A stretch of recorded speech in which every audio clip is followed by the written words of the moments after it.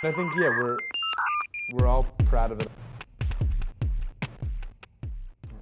You were mentioning that some of the songs of this new album were already written before the debut album was released. Are there already some new songs for a third album?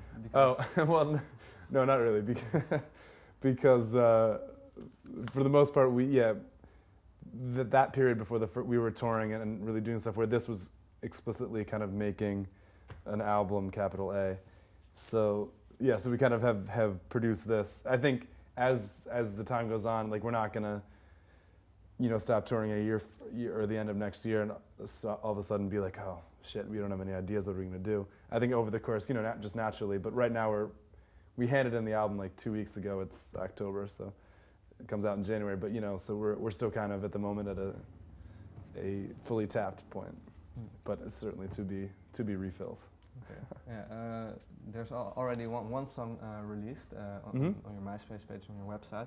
Is there, because with the first album, a lot of blogs and other websites made some kind of hype from Vampire Weekend, so the ball started rolling and rolling in your advantage.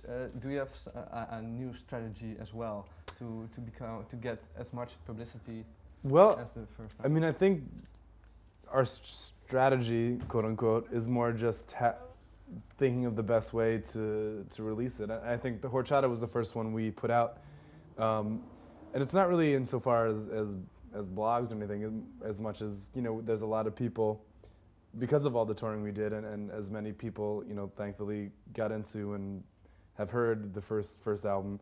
We kind of wanted to put that out for them more, just to hear like a new song and what we were doing. And that's the first song on the record, so it seemed like a good kind of introduction because it still sounds like us, but I think at the very least it's kind of a different song. It sounds like the instrumentation's different. It sounds different from the first one. So I'm not sure how much of a strategy there is per se. It's just more of us thinking of cool ways to let people get excited and let things out as they come. Okay. Do you talk about with the other band members maybe like what would be cool to do for our fans? Oh yeah, definitely. I mean, I think that's a big part of it is we're not really doing it, or first of all, we made the album for ourselves at a certain point, like as we did the first, is we want to be proud of it and think it's good and happy with it in order before we finish it and are ready to put it out.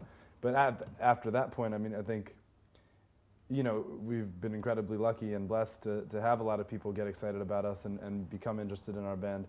So yeah, I mean, I think that we really want to, not hit them over the head with anything, but just try to be intriguing a little bit and hopefully get people excited for when it comes out. How long does it took for you to get proud of this new record?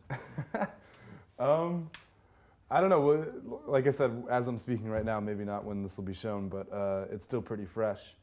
So it's hard. Like I actually don't even have like the final version on my computer.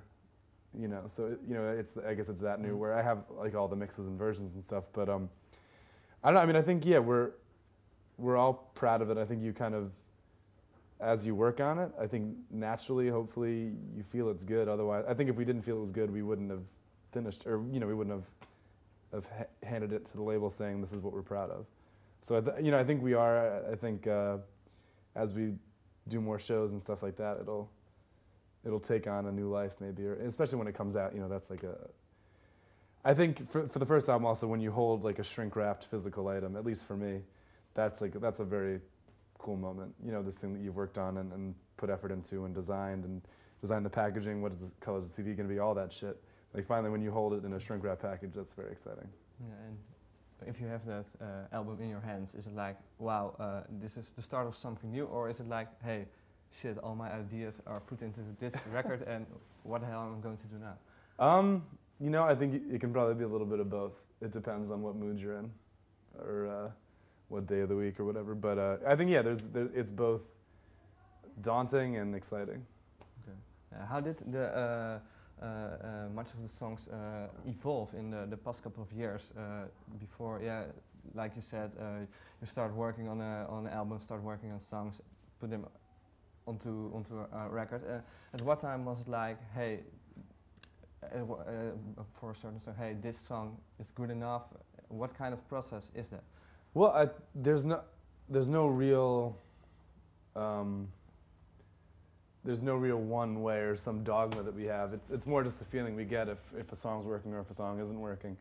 But you know, all along when we would have these little bits and pieces and putting them together, we kind of there was a master list of the songs that we had, and then in a vaguely track list-ish way of, you know, what songs would work after one another or next flowing into one another.